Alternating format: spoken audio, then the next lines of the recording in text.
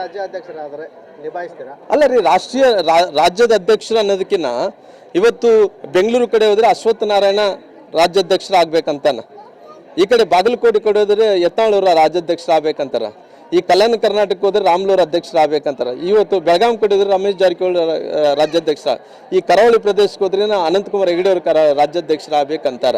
ಎಲ್ಲರೂ ಕೂಡ ಆಸೆ ಇದ್ರೆ ಕೂಡ ಒಂದು ಸರಿ ಪಾರ್ಟಿ ಒಂದ್ಸರಿ ತೀರ್ಮಾನ ತಗೊಂಡ ನಂತರ ಅದನ್ನೆಲ್ಲರೂ ಕೂಡ ಸರಿಪಡಿಸುತ್ತಾ ಕೆಲಸ ಪಾರ್ಟಿ ಮಾಡಬೇಕಾಗಿದೆ. ಯಾಕಂದ್ರೆ ಕೆಲವೊಂದು ಸರಿ ರಾಜಕೀಯ ಸಿಸ್ಟಮ್ದಲ್ಲಿ ತಪ್ಪುಗಳು ನಡೀತಿರ್ತಾವೆ. ತಪ್ಪುಗಳು ನಡೆದಂಥ ಟೈಮಲ್ಲಿ ಸರಿಪಡಿಸಂತ ಯಾರು ಕೆಲಸ ಮಾಡಬೇಕು? ರಾಷ್ಟ್ರೀಯ ನಾಯಕರೇ ಮಾಡಬೇಕಂದ್ರೆ ಅವ್ರಿಗೆ ಬಿಗಿಯಾಗಿ ಹಿಡ್ಕೊಂಡು ಹಿಂಗಲ್ಲಪ್ಪ, ಹಿಂಗೆ ತಪ್ಪು, ಇದು ರೈಟು ಅನ್ನಂತ ಗೈಡ್ ಮಾಡೋದ್ರಲ್ಲಿ ಪಾರ್ಟಿ ಎಲ್ಲ ಒಂದು ಕಡೆ ಒಂದಾಗಂತ ಅವಕಾಶಗಳು ತುಂಬಾ ಜಾಸ್ತಿ ಇರ್ತಾವೆ. ಅಲ್ಲ, ನೋಡ್ರಿ, ರಾಜ್ಯದಲ್ಲಿ ಹಿಡಿತ ಕಳೆದುಕೊಂಡಿದೆ ಅನ್ನೋದಕ್ಕಿಂತ ಇವತ್ತು ಎಲ್ಲ ಕೂಡ ಸೂಕ್ಷ್ಮವಾಗಿ ಗಮನಿಸ್ತಾ ಇದ್ದಾರೆ.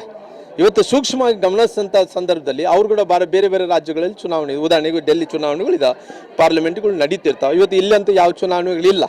ಯಾಕಂದ್ರೆ ನನಗೆ ಬಹುಶಃ ಗೊತ್ತಿರೋಂಥ ಪ್ರಕಾರ ಬರುವಂಥ ಎಲೆಕ್ಷನ್ ಒನ್ ಎಲೆಕ್ಷನ್ದಲ್ಲೇ ನಡೀಬೋದು, ಕರ್ನಾಟಕ ಎಲೆಕ್ಷನ್. ಹಂಗಾಗಿ ಸದ್ಯಕ್ಕಂತ ಯಾವ ಎಲೆಕ್ಷನ್ಗಳಿಲ್ಲ. ಹಂಗಾಗಿ ಇವತ್ತು ಎಲ್ಲರೂ ಕೂಡ ಸಣ್ಣ ಪುಟ್ಟ ವ್ಯತ್ಯಾಸಗಳಾದಂಥ ಟೈಮಲ್ಲಿ ಅದೆಲ್ಲ ಕೂಡ ಸರಿಪಡಿಸಂಥ ಕೆಲಸ ಮಾಡಬೇಕನ್ನಂಥ ಒಂದು ಪ್ರಾಮಾಣಿಕವಾದಂಥ ಪ್ರಯತ್ನ ಆಗಿರೋ ಕಾರಣ ಎಲ್ಲ ನಾಯಕರು ಹೋಗಿದ್ದಾರೆ. ಅವರು ಎಲ್ಲರೂ ಕೂಡ ಕೂಡಿಸ್ಬೇಕು, ಗಟ್ಟಿಯಾಗಿ ಹೇಳಬೇಕು. ಯಾರ್ಯಾರು ಶಕ್ತಿವಂತರಿದ್ದಾರೋ ಅದನ್ನ ಪಾರ್ಟಿಯಲ್ಲಿ ಗುರುಸಂತ ಕೆಲಸ ಆಗಬೇಕು ಅನ್ನೋಂಥ ಒತ್ತಾಯವನ್ನು ಮಾಡ್ತೀನಿ. ಪಾರ್ಟಿ ನಾಯಕರು ಎಲ್ಲರೂ ಕೂಡ ಇವತ್ತು ಡೆಲ್ಲಿಗೆ ಹೋಗಿದ್ದಾರೆ.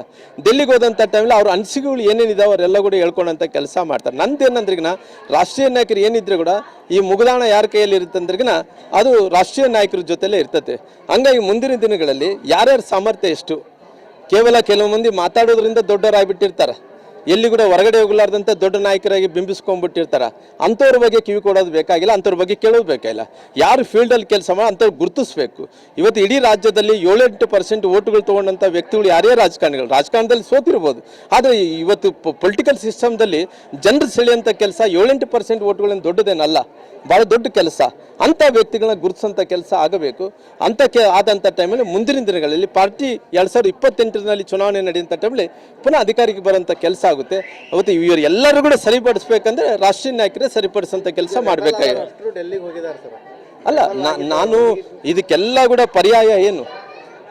ಇವತ್ತು ಇದೆಲ್ಲ ಕೂಡ ಯಾರು ಮಾತು ಕೇಳ್ತಾರ? ನನ್ನ ಮಾತು ಕೇಳ್ತಾರ, ನಿಮ್ಮ ಮಾತು ಕೇಳ್ತಾರ, ಇನ್ನೊಬ್ರು ಮಾತು ಕೇಳ್ತಾರ ಅನ್ನೋದಕ್ಕಿಂತ ಇದಕ್ಕೆ ಪರಿಹಾರ ರಾಷ್ಟ್ರೀಯ ನಾಯಕರು ಕೂಡಿಸ್ಬೇಕು. ಹಿಂಗಲ್ಲ ಅನ್ಬೇಕು. ಯಾವನಿಗೆ ಕೆಲಸ ಮಾಡ್ತಿದ್ರೆ ಅವ್ನಿಗೆ ಆದ್ಯತೆ ಕೊಡಬೇಕು. ಯಾವನಿಗೆ ಜನರ ಮಧ್ಯದಲ್ಲಿ ಅವನಿಗೆ ಶಕ್ತಿ ಇದೆನೋ ಅವನಿಗೆ ಗುರ್ಸಂತ ಕೆಲಸ ಆಗಬೇಕು. ಅವ್ನಿಗೆ ಗೌರವ ಕೊಡಬೇಕು. ಯಾವತ್ತು ಮನುಷ್ಯನಿಗೆ ಸ್ವಾಭಿಮಾನ ಗೌರವ ಬಂದಂಥ ಟೈಮಲ್ಲಿ ಅವನು ಆಟೋಮೆಟಿಕ್ ಆಗಿ ಪಾರ್ಟಿ ಕೆಲಸ ಮಾಡ್ತಾನೆ, ಇನ್ನು ಜಾಸ್ತಿ ಓಟ್ಗಳನ್ನ ತರ್ಕೊಡಂತ ಕೆಲಸ ಮಾಡ್ತಾನೆ. ಹಂಗಾಗಿ ಮುಂದಿನ ದಿನಗಳಲ್ಲಿ ಇದೆಲ್ಲ ಕೂಡ ಪರಿಹಾರ ಅಂದರೆ ರಾಷ್ಟ್ರೀಯ ನಾಯಕರು ಮಾಡಬೇಕಾಗಿದೆ. ರಾಷ್ಟ್ರೀಯ ನಾಯಕರು ಮಾಡಿ ಇವೆಲ್ಲ ಕೂಡ ಸರಿಪಡಿಸಂತ ಕೆಲಸ ರಾಷ್ಟ್ರೀಯ ನಾಯಕರು ಮಾಡಬೇಕು. ನಿಮ್ಗೆ ಈಗ ಬೆಂಗಳೂರಲ್ಲಿ ನಿಮ್ಮ ವಿಷಯವಾಗಿ ಬೆಳವಣಿಗೆ ಆಯಿತು, ತಾವು ಈಗ ನಡ್ಡಾ ಅವರನ್ನು ಕೂಡ ಡೆಲ್ಲಿ ಹೋಗಿ ಭೇಟಿಯಾಗಿ ನೋಡ್ರಿ, ನಾನು ಅನೇಕ ಬಾರಿ ನಾನು ಹೋಗ್ತಿರ್ತೇನೆ ಡೆಲ್ಲಿಗೆ. ನನಗೇನು ಅಪಾಯಿಂಟ್ಮೆಂಟ್ ಮೂಲಕ ಹೋಗ್ಬೇಕನ್ನಂತಲ್ಲ, ಯಾವಾಗ ಅವಕಾಶ ಸಿಕ್ಕಿದ್ರೆ ಅವಾಗೆಲ್ಲ ಹೋಗ್ತಿರ್ತೀನಿ. ಮತ್ತೆ ಕೂಡ ಮುಂದಕ್ಕೆ ಹೋಗ್ತೀನಿ, ಎಲ್ಲ ವಿಚಾರಗಳನ್ನು ಹೇಳಿ ಬರ್ತೀನಿ. ಯಾಕಂದ್ರೆ ಇಷ್ಟು ದಿನಗಳ ಕಾಲ ರಾಮ್ಲೂರ್ ಸುಮ್ಮನಿದ್ರು ಅಂತ ಹೇಳ್ತಿದ್ರಲ್ಲ, ಇನ್ನು ಮುಂದೆ ಸುಮ್ಮನೆ ಇರೋದೇನಿಲ್ಲ. ಇವತ್ತು ಇನ್ನು ಮುಂದೆ ನಾವು ಕೂಡ ಮಾತಾಡೋದೆ, ಏನಿದ್ರೆ ಅದು ಮಾತಾಡೋದು, ಯಾರದೇ ಮುಲಾಜೇನಿಲ್ಲ. ಇಷ್ಟು ದಿನ ಏನಪ್ಪಾ ಅಂದ್ರೆ ಮಾತಾಡಿದ್ರೆ ಡ್ಯಾಮೇಜ್ ಆಗಬಾರ್ದು ಪಾರ್ಟಿಗೆ ಅಂತ ಸುಮ್ಮನಿದ್ವಿ. ಈ ಸಾರಿ ಏನನ್ನ ನಮ್ಮಂತವ್ರನ್ನ ಈ ಸಾರಿ ಏನನ್ನ ಅಪಮಾನ ಮಾಡೋಂಥ ಕೆಲಸ ನಾವು ಬೀದಿಗೆ ಇಳಿದು ಮಾತಾಡೋ ಮಂದಿನ ಯಾವ್ದು ಲೆಕ್ಕ ಮಾಡಲ್ಲ ನಾವು. ಅಲ್ಲ ನೋಡ್ರಿ, ಅದು ಆಲ್ರೆಡಿ ನಾನು ಮಾತಾಡಿದ್ದೀನಿ. ಏನು ವಿಚಾರ ಅಲ್ಲಿ ಏನಾಗಿತ್ತು ಅದ್ರ ಬಗ್ಗೆ ನಾನು ಮಾತಾಡಿದ್ದೀನಿ. ಪುನಃ ಅದ್ರ ಬಗ್ಗೆ ನಾನು ಮಾತಾಡೋದು ಇಷ್ಟ ಇಲ್ಲ. ಇದೆಲ್ಲ ಕೂಡ ಸರಿ ಹೋಗ್ಬೇಕನ್ನಂಥ ವಿಚಾರದ ಬಗ್ಗೆ ರಾಷ್ಟ್ರೀಯ ನಾಯಕರು ತೀರ್ಮಾನ ತಗೋಬೇಕು. ನಾನು ಅವಕಾಶ ಇರೋಂಥ ಟೈಮಲ್ಲಿ ಹೇಳಿ ಬರೋಂಥ ಕೆಲಸ ಮಾಡ್ತೀನಿ.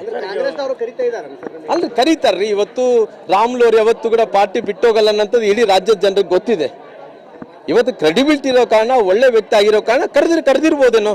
ಹೋಗೋಂಥದ್ದು ನನ್ನ ಮನಸ್ಥಿತಿ ಅಲ್ಲ. ನಾನು ಹೋಗ್ಬೇಕಂದ್ರೆ ನಾನು ತಡೆಯೋಕ್ಕಾಗುತ್ತೇನ್ರಿ? ನಾನು ಏನು ಜೈಲಲ್ಲೆಲ್ಲ ಇಡೋಕ್ಕಾಗುತ್ತೇನ್ರಿ? ಯಾರು ಇಡೋಕ್ಕಾಗಲ್ರಿ. ಈಗಿನ ಕಾಲದಲ್ಲಿ ಯಾರು ಮಾತು ಕೇಳಲ್ಲ. ನನ್ನ ಮನಸ್ಥಿತಿಯನ್ನು ಭಾರತೀಯ ಜನತಾ ಪಾರ್ಟಿ ಈ ದೇಶದಲ್ಲಿ ಮೋದಿಯವರ ಪಾರ್ಟಿಯನ್ನು ಕಟ್ಟುತ್ತದೆ. ಕರ್ನಾಟಕದಲ್ಲಿ ಮುಂದಿನ ದಿನಗಳಲ್ಲಿ ಪೂರ್ಣ ಬಹುಮತದಿಂದ ಸರ್ಕಾರ ಬರಬೇಕನ್ನಂತಾರೆ ನಾವು ಕೆಲಸ ಮಾಡಬೇಕಂದ್ರೆ ಈಗಿನ ಪರಿಸ್ಥಿತಿಯಲ್ಲಿ ನಮ್ಗೆ ಆಕ್ಸಿಜನ್ ಯಾರು ಕೊಡಬೇಕು, ಕಾನ್ಫಿಡೆನ್ಸ್ ಯಾರು ಕೊಡಬೇಕು, ನಮ್ಗೆ ಎನರ್ಜಿ ಯಾರು ತುಂಬಬೇಕಂದ್ರೆ ನಮ್ಮ ನಾಯಕರು, ರಾಷ್ಟ್ರೀಯ ನಾಯಕರು, ರಾಜ್ಯ ನಾಯಕರು ತುಂಬಬೇಕಾಗಿದೆ. ಇವತ್ತು ಎನರ್ಜಿ ತುಂಬಿಲ್ಲ, ನಮಗೆ ಕಾನ್ಫಿಡೆನ್ಸ್ ತುಂಬಿಲ್ಲ. ನಾವು ಯಾವತ್ತೂ ಕೂಡ ಶಕ್ತಿವಂತರು ಎಲ್ಲರೂ ಕೂಡ ನಿಸಾಯಕರು, ಇವ್ರು ಏನು ಕೆಲಸ ಬರಲ್ಲ, ಇವರು ಮಾತಾಡಲ್ಲ ಅಂದರೆ ನಾವು ಮಾತಾಡಬೇಕಾಗುತ್ತೆ. ನಮ್ಮ ಶಕ್ತಿ ಕೂಡ ನೋಡಿಸ್ಬೇಕಾಗುತ್ತೆ.